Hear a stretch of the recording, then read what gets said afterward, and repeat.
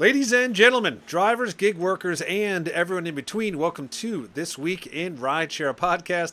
I'm your host, Jared Hoffa. It is Thursday, August 20th, and this week, Lyft beats expectations. Uber is looking at tweens, and cybercabs are here. Legal Rideshare breaks it down.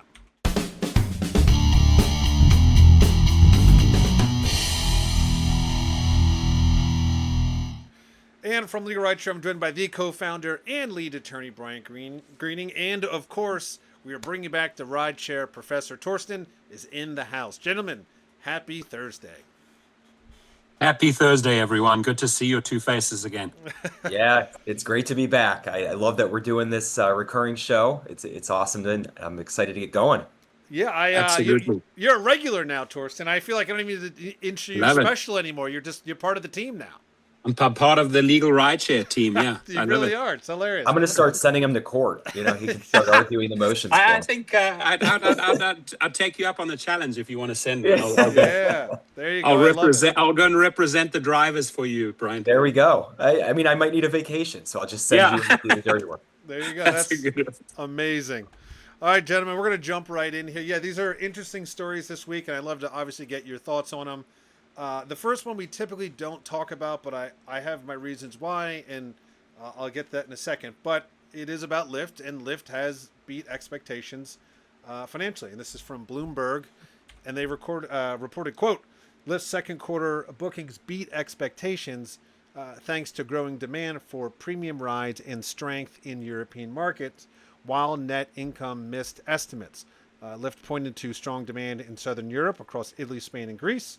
The company also said more expensive rides, such as the double XL ones, proved popular among groups of travelers who needed more trunk space. Their net income, however, only totaled $50 million, falling short of what analysts expected for $55 million. They did say that some of this is due to marketing and administrative costs, which include rider incentives, such as coupons and trying new rides. The reason why I want to cover this time, and again, I love your thoughts on this, is less about, the analyst expectations, but more about the question remains, is Lyft figuring out their specialty? It feels like they are maybe, they always said that they were a different company, and the fact that they're kind of winning the European XX market, which is very niche, is there something changing there? And I'd love to get your thoughts on it. And Brian, I'll start with you. Yeah, well, I think you're hitting on an important topic here, which is for the longest time, Lyft knew who it was. When we're talking pre-pandemic, Lyft was seen as kind of the friendly alternative to Uber. They had a great reputation as better to drivers, passengers, I feel like felt even safer in the rides. And then something happened during the pandemic where they lost that identity. And they never really figured out how to get it back. And that's when the company really started having all sorts of problems. When they started to be Uber's direct competition and just kind of follow suit with everything that Uber was doing and lose its identity as the nice alternative, it lost a lot of the market share. It lost a lot of drivers. And it became really like, instead of the little brother, just kind of, almost a joke in comparison. I think that by what we're seeing here, and that they're recognizing that they are rideshare specific, they're not doing any sort of delivery, they're not trying to diversify like Uber is, giving the people exactly what they want, whether it's more luxurious rides, more trunk space, perhaps the coupons that they're talking about to get people in the door. I do think they're starting to get their footing back in concentrating on the things that work, on creating an identity that is specific to them. They're never going to beat Uber. I don't see any circumstance where they're ever going to be taking over that market. But if they can keep their head down, focus on what matters to their identity and their company, I think they can have a nice market share. And perhaps this is just a little bit of insight into how that might look if they can keep their head, down and going forward into the future. Yeah, Torsten. I was going to say, one thing I'd love to know from you, Torsten, this is a kind of a curveball question, but in terms of Lyft, are you seeing the demographic and sort of style of the driver being different? when drivers first did it, it was sort of a, everyone loaded up Uber and Lyft, multi apps. Are you seeing anything different with the drivers themselves, how they feel about Lyft? Because obviously in Europe it's changing. Yeah, I mean, look, the active riders, that's a big one. That went up 17% year over year, right up to 30, I think 30.5 million. And what were the growth drivers? Obviously, the alliances that they did with DoorDash and United, I think it was United Airlines, and the fact that they rolled out into the European market and opened up a lot of new countries is that's represented in those numbers. But when I compare the two CEOs, Dara Khosrowshahi and David Risher, David Risher, right from the very beginning, day one, this is what I learned from Jeff Bezos, to focus customer service about the rider. And I would argue that, well, yeah, they're much smaller, and Brian's right, they'll never catch up to Uber. But I would argue that David Risher is a far superior CEO, producing better results with his drivers. The airport, those exclusive airport trips, they sort of find niche ideas within the platform, really focus on the rider, and then build it out and get a massive following there. Now, when it comes to the driver side, there's a new exciting category that was opened up to them. The same complaint on both sides, completely underpaid. Both companies are still, doing everything for the investor only. But, hands-on, just the hands-on job, opening up those international markets, creating those strategic alliances, adding those premium trips, etc. I think it's paying off. What he said a few years ago, we're going to focus on this group. And the word driver was really never in the equation. The conversation when he went out on Bloomberg, on Fortune, and all his interviews was always the rider, the rider, the rider. We care about you. We love you. We're going to do this for you. We're going to make it better.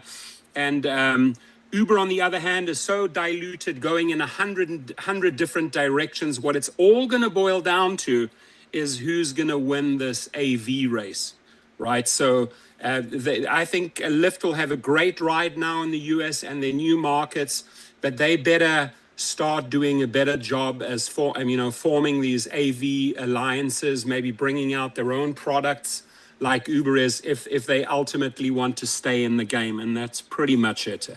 That's pretty much what I have to say on that topic. Yeah, you know what you bring up, just to kind of cap this off here, you brought up a good point about the AV, and because they aren't doing a lot of alliances right now. They sort of are dabbling in it while everyone else is going 1,000 miles an hour to get there. I wonder if ultimately, their CEO thinks, hey, maybe when this all settles, we'll be the people-focused, human-focused rideshare platform, and not the AV. I don't know necessarily if that's his idea. But maybe that's what they're looking at, because at the very least, they're not doing a very good job of being innovative and pushing AV. They're sort of just going, where I think David Risher is pretty smart. When Dara Khosrowshahi goes out, he upsets a lot of drivers, right? He sort of treats them like, you guys are on the back burner. We're focusing on this now, AV.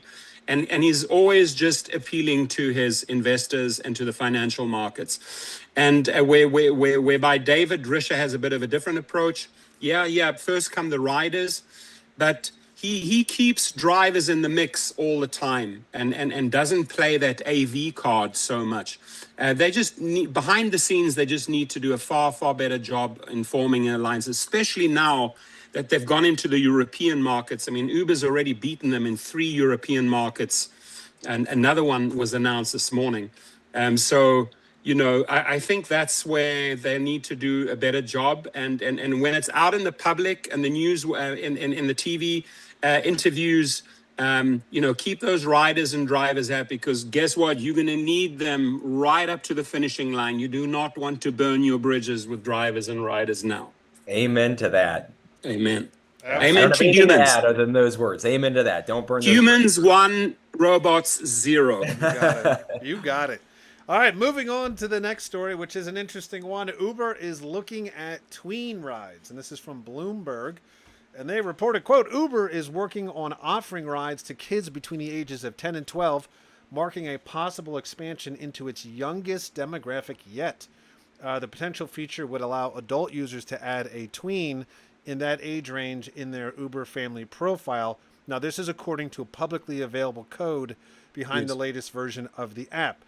Keep in mind, the company hasn't yet announced the service, and details about it have not been previously reported.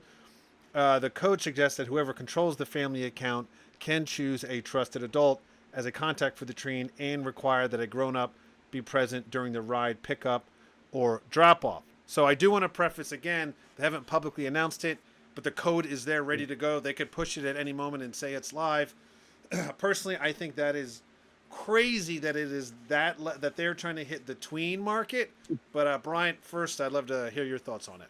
Yeah, no, I think you hit the nail on the head. I think it's crazy. I was against the teen movement. I think that there needs to be a lot more guardrail up for who is actually allowed to use rideshare.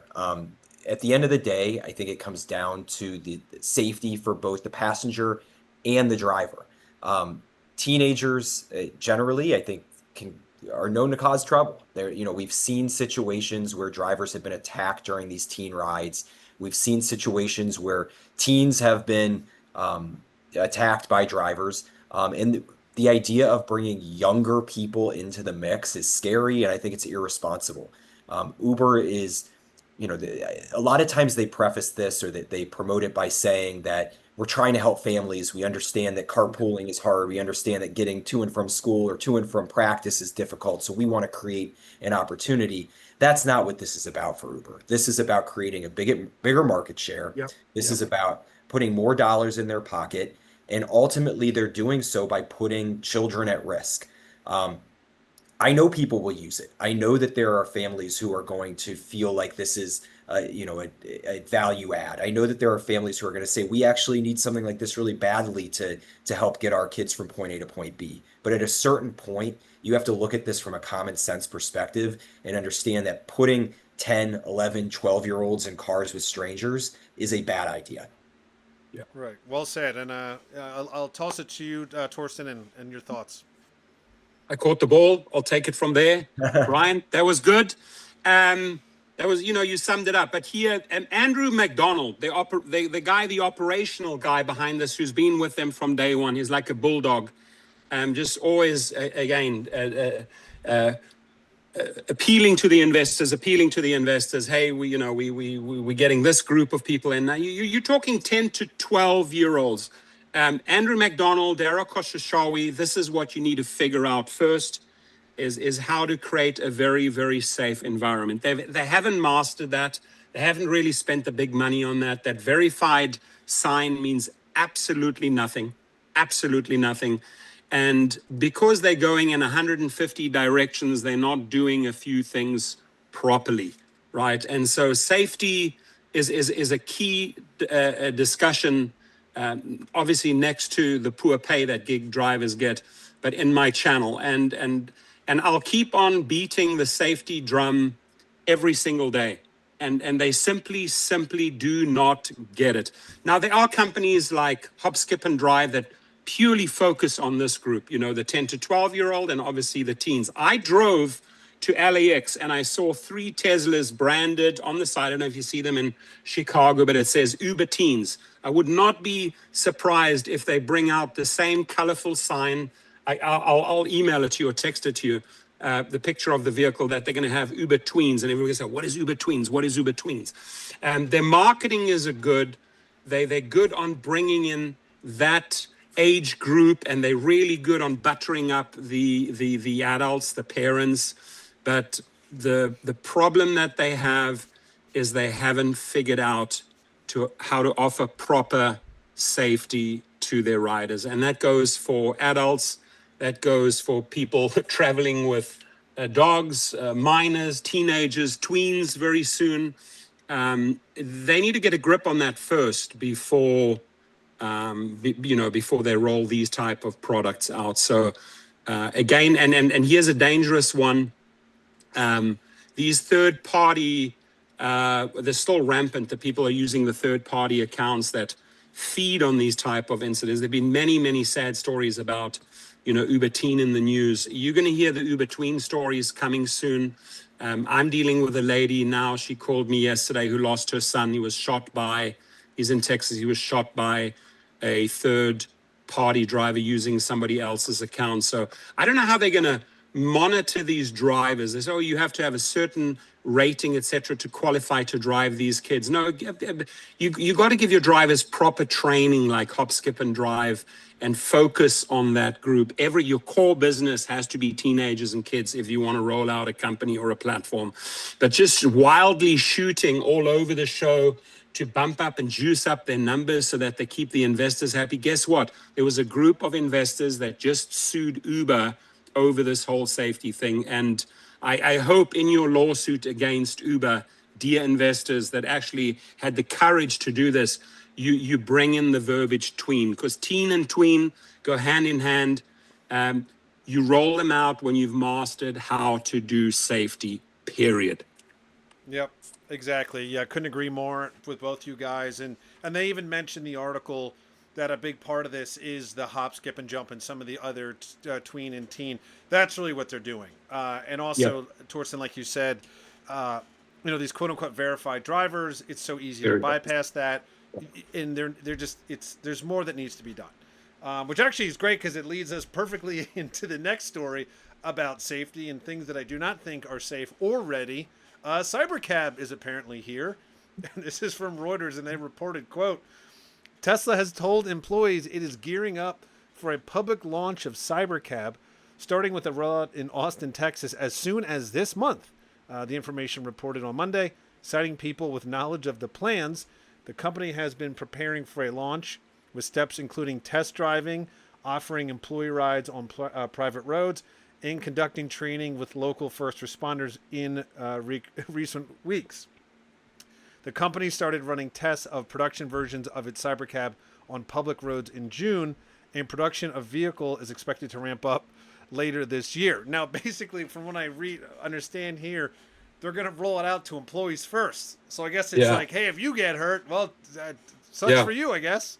So the little guinea pigs. The little guinea pigs will be tested, tried and tested. When I saw that, Brian, I immediately thought of just all the things we've discussed for all these years.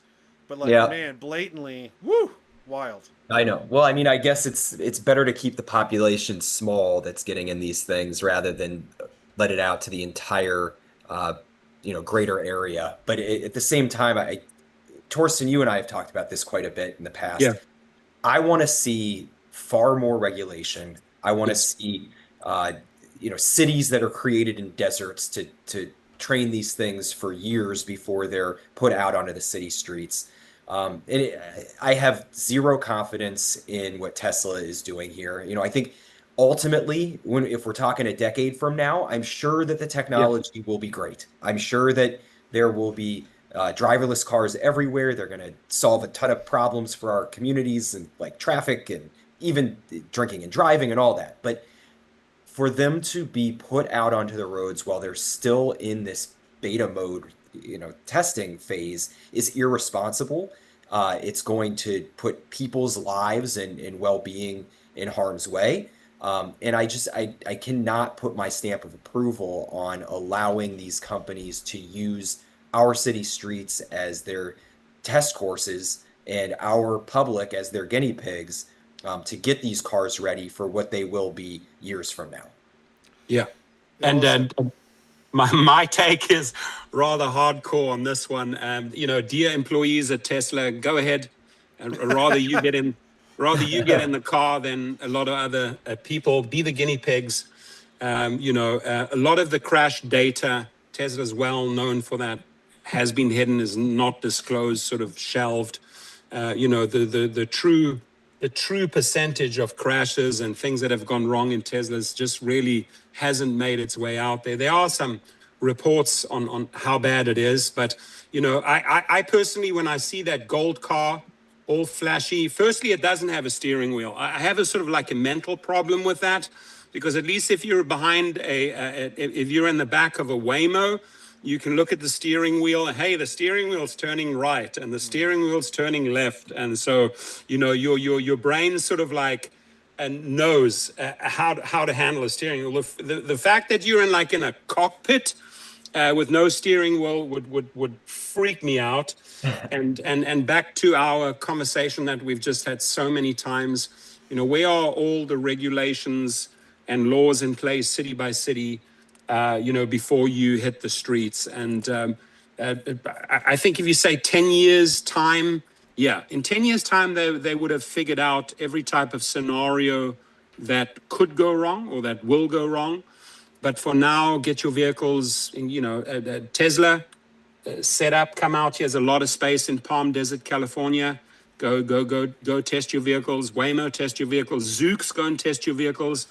And when you're ready for prime time, and when our administration has figured out how to implement some proper laws in this field, so that there are checks and balances and that people will be held responsible. I mean, we also, I think, touched on this. What happens if you're in a cybercab and you get into an accident?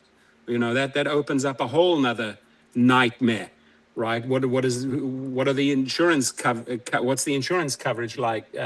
So a lot of unknowns. I am with you here. So it's 3 stamps of approval. No, 0. I don't think Jared signed off on this. I don't think Brian signed off on it, and Torsten certainly did not sign off on it. It's unanimous. So good luck, Elon, with your little golden cybercabs. I hope all goes well. And then I'm very, very happy that the employees are actually the guinea pigs this time around. I guarantee in a couple of weeks we'll be doing this again, talking about the injuries of the employees of the Cybercab. Yeah, hey, we should bring one of those employees onto your show. We'll file a claim for them. Yeah, exactly. Perfect. Well, gentlemen, those are the stories. These stories this week. But before we head into Friday and of course the weekend, I'll give you guys both the final say here. Torsten, I'd love for you to just give everyone a shout out as to where they can find you and learn more about what you do. You'll find me on YouTube, Rideshare Professor, just type it in, or TikTok, or any of the other platforms. I consider myself a very loyal advocate to the drivers. Will fight for them, whatever it takes. Go through the fire for drivers when it comes to, your safety, your pay, and just better conditions all around. I do not like what's happening in the last few years, as well documented in my channel. We'll continue fighting for change. We'll continue aligning myself with experts like you guys, who really have mastered that field of accidents, or if things go wrong, where to go, what to do. And just shout out to the drivers. My relationship with LegalRideshare goes back many years.